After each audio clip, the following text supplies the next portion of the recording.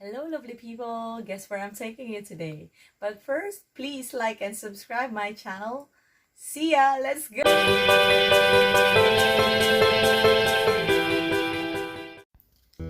I'm taking you east side of Busuanga Island, 25 kilometers from Coron town,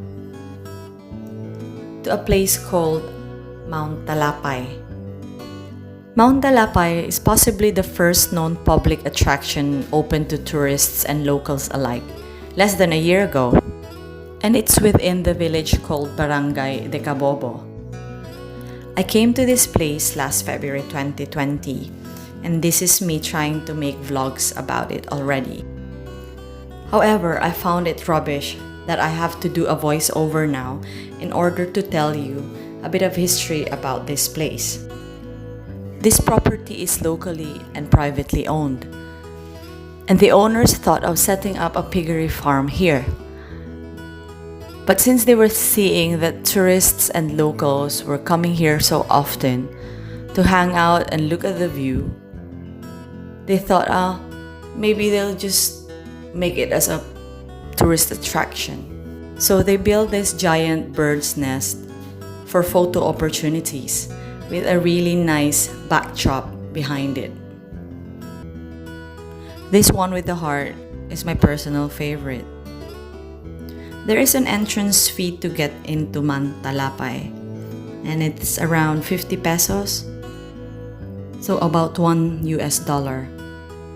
And I think it's pretty minimum if you think that you can stay here for as long as you want. But they do have a closing time though. If you get hungry, you can buy food and drinks from their little shop. They have allocated areas for eating. You can bring your own food as well. For those who don't know yet, Japanese shipwrecks have been sunk around Busuanga Island in 1944. During World War II, the Americans ambushed the Japanese fleet that was hiding around Coron Island and different parts of Busuanga. The background, like the one behind me, has a known shipwreck called Kyokozan Maru. And divers from all around the world come to visit and dive it. So it's really not just a very beautiful and scenic view, but a historical one as well. During my visit here, I bumped into a group of elderlies local to the island, and I thought I'll do a bit of an interview if they knew anything about the history of the shipwrecks. So this gentleman was my nominated victim. So our gentleman is saying that the Japanese ships were hiding in this bay and were disguised as islands. The Japanese would go out at night and cut some trees and get some leaves to cover their ships. But the Americans were still able to detect them, and so they bombed all the ships.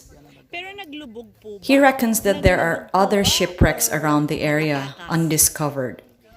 I asked if he knew any other shipwrecks around the island, apart from the ones that also already known. He preferred not to answer that question.